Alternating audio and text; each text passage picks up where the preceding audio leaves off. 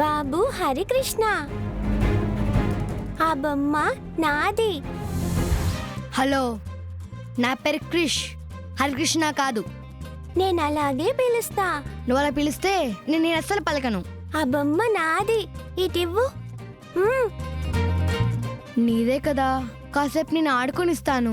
వద్దు, నువ్వు నా బొమ్మతో ఆడుకోవడం నాకు ఇష్టం లేదు. నా బొమ్మ నాకు ఇచ్చి. క్రీషిలరా,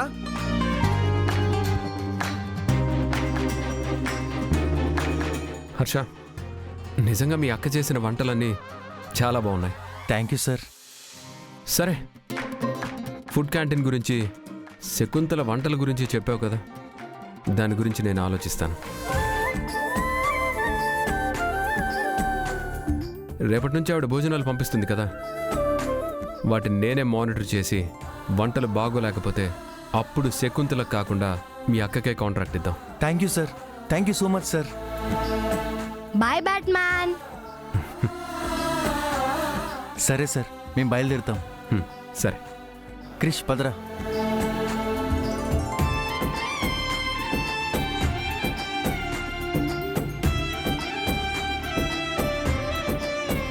ఈ పిల్లాడి పలకరింపు, మర్యాద, ఆ మాటలు చూస్తుంటే వాడికి నాకు ఏదో బంధం ఉన్నట్టు అనిపిస్తోంది. ఏంటో అది.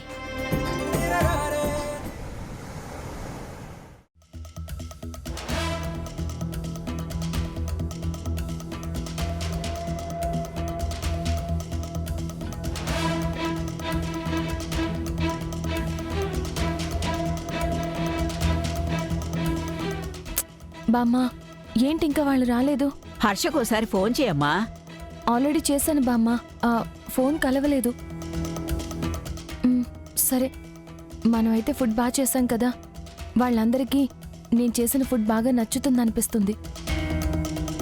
అమ్మా. హర్ష, ఏమన్నారు?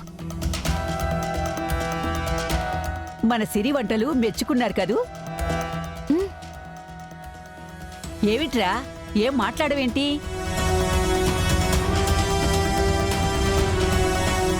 అక్క, మీ ఫుడ్ బాగుందని చెప్పారు.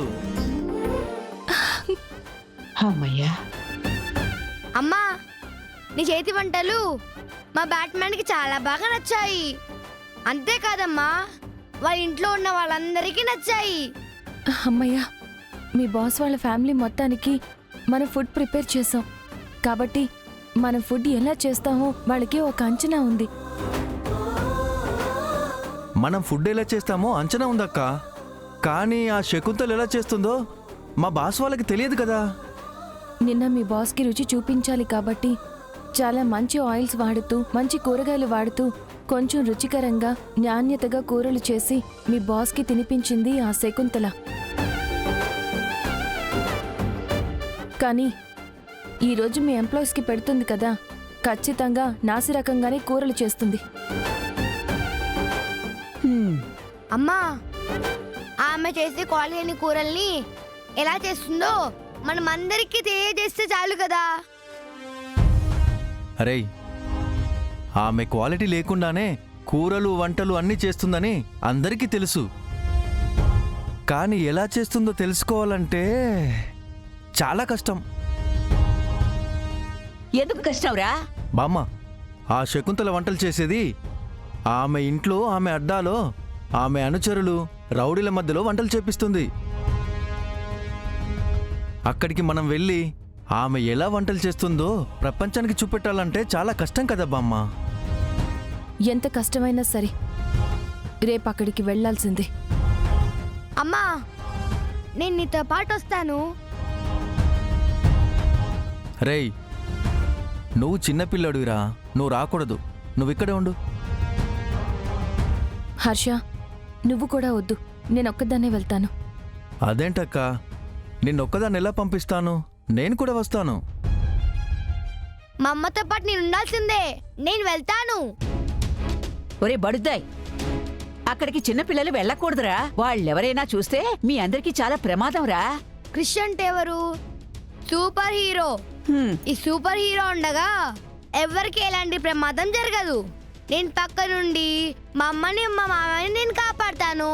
రే వేలడంత లేవు, నువ్వు వీళ్ళని కాపాడతావా? ఏం అక్కర్లేదు, ఇక్కడే ఉండు. అవును క్రిష్, నువ్వొద్దు, మేం వెళ్తాంలే. లేదమ్మా, నేను ఇక అడ్డుగా ఉన్నాను గాని నీతో పాటు వస్తాను. రేయ్ వద్దంటే వినరా. నో, నేను విన్ను. నేను మీతో పాటు ఉండాల్సిందే. సరే, నువ్వు మాత్రం అక్కడ ఏం జరిగినా ఫస్ట్ నువ్వు వెళ్ళిపోవాలి, సరేనా? సరే అమ్మా. సరే గాని ఈ వాలకాలతో వెళ్తే ఆ శకుంతల మిమ్మల్ని గుర్తుపట్టేస్తుంది కదా.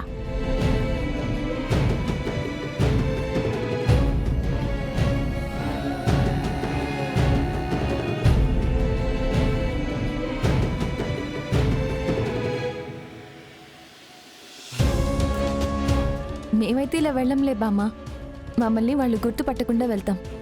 ఆ?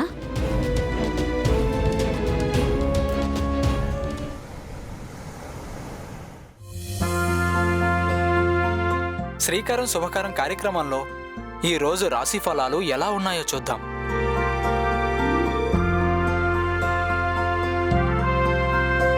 పండు పండు ఇలారా. ఏడ్సిరమ్మా. టీవీలో రాశి ఫలాలు వస్తున్నాయి. నాన్న రాశి ఫలం గురించి చెప్తారు కదా, కూర్చో, ఇద్దరం విందాం.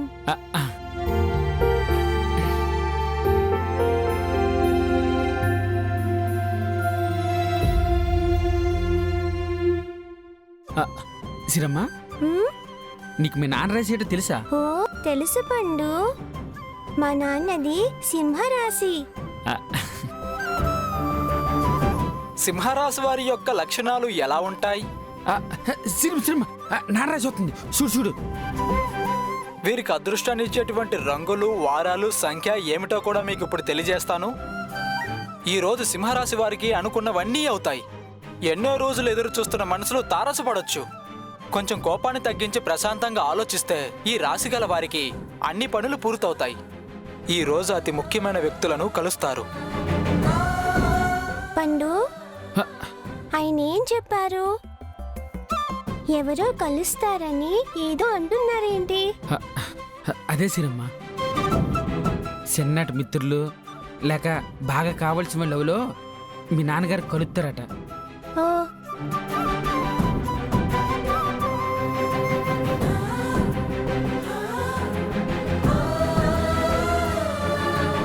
నానా,